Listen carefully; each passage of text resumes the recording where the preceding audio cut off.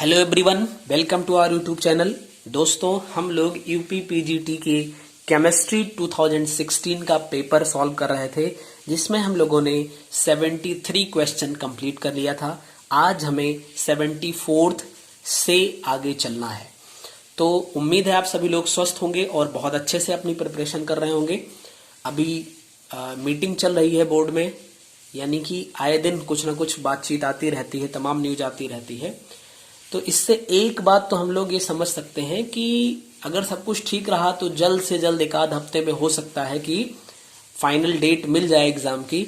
और अगर ऐसा होता है तो फिर आपके पास समझ लीजिए एक हफ्ता कम हो जाएगा। इसलिए आप जगे रहिए, अपनी प्रिपरेशन बहुत अच्छे से करते रहिए। मान के चलिए 31 जुलाई जो है, यानी 31 जुलाई तक आप अपना कंप्लीट सिलेबस पढ़ लें, ताकि अब अगस्त में, चाहे 15 अगस्त के बाद पेपर स्टार्ट हो या सितंबर में हो, अगर 15 अगस्त से हो जाता है तो आप 15 दिन में बहुत अच्छे से रिवाइज कर पाएंगे चीजों को। और अगर सितंबर में होता है तो फिर आपके पास पूरा अगस्त है, आपके लिए बढ़िया टाइम थोड़ा सा और मिल जाएगा। तो ये तो रही इसकी बात। कुल मिला के आप अपनी पढ़ाई को अफेक्टेड मत होने दीजिए।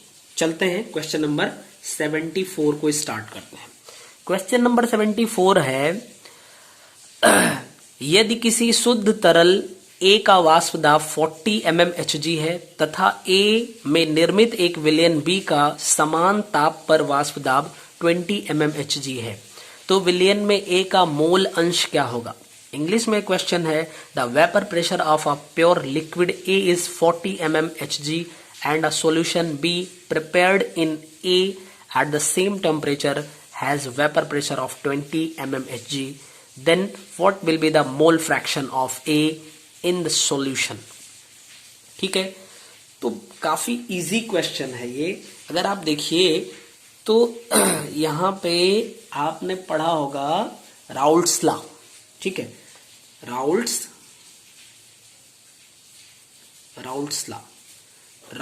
लॉ के अकॉर्डिंग चलिए अगर, तो जो सॉल्यूशन का प्रेशर होता है वो फिर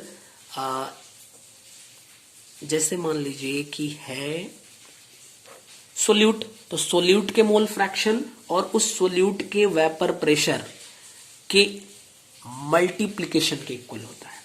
ठीक है ना। अब यहां पे अगर हम मान लें ये B है, सॉल्यूशन बन गया है, ये B कंप्लीट सॉल्यूशन बन गया है, और यहां पे A को डिसॉल्व किया गया था और इसका मोल फ्रैक्शन हमें पता करना है। तो हमें पता है कि जो सॉल्यूशन बना उसका 20 mmHg है और जो पहले प्योर सॉल्वेंट था उसका 40 mm है।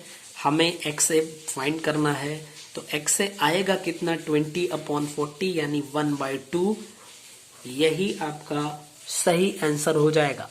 ठीक है, A का ही मोल फ्रैक्शन आपको बताना था और यही आपका आंसर हो जाएगा। बहुत ही इजीली आप इसको सॉल्व कर सकते हैं। दूसरे फॉर्म में इसको हम ऐसे भी दे सकते हैं कि ये प्योर सॉल्वेंट का वेपर प्रेशर है माइनस सॉल्यूशन का upon pure is equal to x solute. यहां से भी आप सॉल्व करेंगे तब भी यही आपका आंसर मिलेगा। और ये दोनों तरीके आप राउल्ट्स लॉ में पढ़ते हैं। तो आई होप कि ये आपको समझ में आया होगा। और इसमें ऑप्शन A गिवन है, XA इज इक्वल टू 0.5, यानी कि हाफ को आप 0.5 भी लिख सकते हैं। चलिए नेक्स्ट क्वेश्चन पे चलते हैं। क्वेश्चन नंबर 74, NH3 तथा H3O प्लस की संरचना से संबंधित दिए गए कथनों में कौन सा सही नहीं है? Among the given statements regarding the structures of NH3 and H3O plus, which one is incorrect?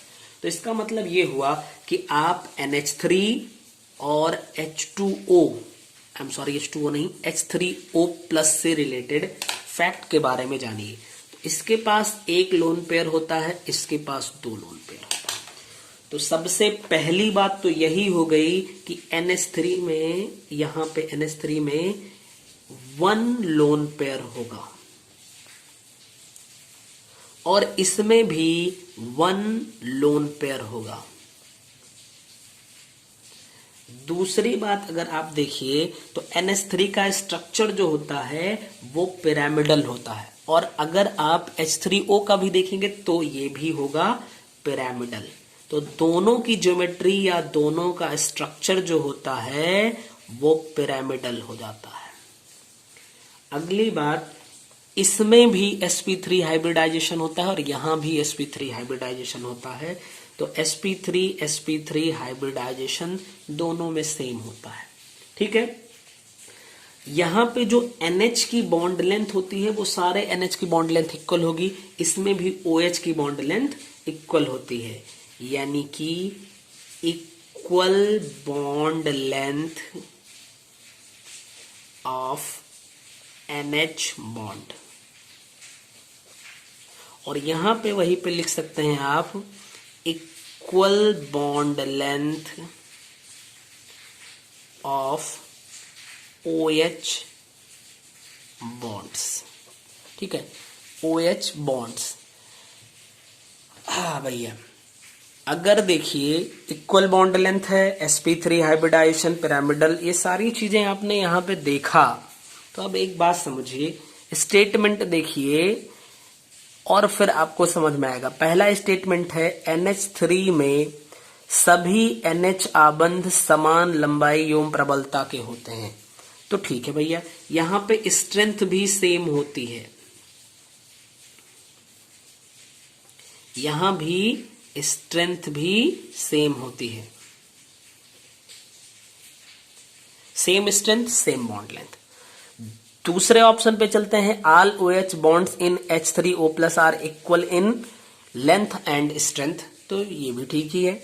Next पे है कि N in NH3 and O in H3O+ both the atoms involve sp3 hybridization, ये भी ठीक ही है। नेक्स्ट में है number of lone pairs of electron on N atom is only 1 and but 2 on O atom. देखो ये गलत है, इसने कहा इसमें एक लोन पेयर, यहां पे 2 लोन पेयर, यही स्टेटमेंट गलत हो गया है, बाकी तो सारा सही है, यानी डी स्टेटमेंट आपका सही नहीं है। तो हमें इनकरेक्ट स्टेटमेंट को पहचानना था और वो हमने पहचान लिया। नेक्स्ट ऑप्शन पे चलते हैं, सॉरी ऑप्शन नहीं, next question, question number 76। Question number 76 कह रहा है which of the following statements is true for cyclohexane. Cyclohexane का कौन सा स्टेटमेंट सही है? तो आप देखिए, यानी कि ये इसके कंफर्मेशन से रिलेटेड क्वेश्चन पूछा है, साइक्लोहेक्सेन के कंफर्मेशन से रिलेटेड। तो सबसे पहले आप समझ लीजिए कि कंफर्मेशन क्या होता है। तो बहुत सिंपली हम कह सकते हैं क्या कि स्पेस में यानी 3D में rotation of group about the C single bond C, यानी कि different arrangements of the atoms in space due to the rotation of group about C single bond C bond axis. तो C single bond C bond axis के about में जो atoms होते हैं उनका different arrangement और उनका रोटेशन जो होता है, इसी से रिलेटेड होता है कन्फर्मेशन। ठीक है, कन्फर्मेशन। अब देखिए, चूंकि बात इसने किया है साइक्लोहेक्सेन की, साइक्लोहेक्सेन की, हम इसको बहुत ज्यादा डिटेल में नहीं पढ़ सकते हैं, दिक्कत है थोड़ी सी क्योंकि टाइम कम है। साइक्लोहेक्सेन की बात करिए तो साइक्लोहेक्सेन का एक होता है चेयर स्ट्रक्चर, एक होता है हाफ चेयर स्ट्रक्चर, एक होता है बोट स्ट्रक्चर और एक होता है ट्विस्ट बोट, यानी कि ट्विस्ट बोट और एक होगा बोट। ठीक, ये इसके 4 स्ट्रक्चर मेनली होते हैं। अगर हम इनकी स्टेबिलिटी को देख लें तो इनकी स्टेबिलिटी का ये डिक्रीजिंग ऑर्डर हो जाता है, यानी सबसे ज्यादा स्टेबल क्या होगा, मोस्ट स्टेबल स्ट्रक्चर जो होता है साइक्लोहेक्सेन का वो चेयर स्ट्रक्चर होता है, और सबसे लेस स्टेबल जो स्ट्रक्चर होगा वो बोट स्ट्रक्चर होता है। इसमें टॉरिसन स्ट्रेन नहीं होता है, यानी इसमें आप ये भी कह सकते हैं ना तो टॉरिसन स्ट्रेन होता है और ना ही इसमें एंगल स्ट्रेन होता है। तो हम लिख सकते हैं free from angle strain and torsion strain. ठीक है, चाहे टॉरिशनल स्ट्रेन भी कह सकते हैं, और इसमें होता है सम टॉरिशनल स्ट्रेन। ठीक है, चलिए मोटी मोटी इतनी बातें ही ज्यादा जरूरी होती हैं। अब देखिए पढ़ लेते हैं। Both chair and boat conformation possesses angle strain. ये देखिए इसमें चेयर में एंगल स्ट्रेन नहीं होता है, इसमें होता है, यानी ये स्टेटमेंट गलत हो गया। दूसरे पे चलिए, only chair conformation is free from angle strain. Chair ही फ्री फ्रॉम एंगल स्ट्रेन है, यानी कि ये बिल्कुल सही है। सी ऑप्शन पे देखिए, only boat conformation is free from angle strain, गलत है। नेक्स्ट पे चलिए, both chair and boat conformation are free from angle strain, ये भी गलत है, यानी इसका जो बी ऑप्शन है वही सही है और वो हमारा आंसर हो जाएगा। चलिए नेक्स्ट क्वेश्चन पे देखते हैं क्या है। Question number 77। क्वेश्चन नंबर 77 है, N2O2 NH3 एंड CH4 गैसों के लिए वान डेर वाल स्थिरांक A का मान क्रमशः 1.39, 1.36, 4.00 एंड 2.253 है। अधिकतम आसानी से द्रवीकृत की जाने वाली गैस कौन सी होगी? ठीक है, अब देखिए यहाँ पे आपको गैसेस दी गई हैं 4, एक N2, एक O2, एक NH3 और एक CH4। ठीक है, और इनके लिए A की वैल्यू यानी वान डेर वाल गैस कांस्टेंट जो है उसकी वैल्यू गिवन है। तो देखिए इसके लिए है 1.39, 1.36, 4 एंड 2.253। तो आप देखिए जो A की वैल्यू होती है वो ईज ऑफ लिक्विफिकेशन के प्रोपोर्शनल होती है, यानी A की वैल्यू जितनी ही ज्यादा होगी उस गैस का लिक्विफिकेशन उतना इजीली हो जाएगा।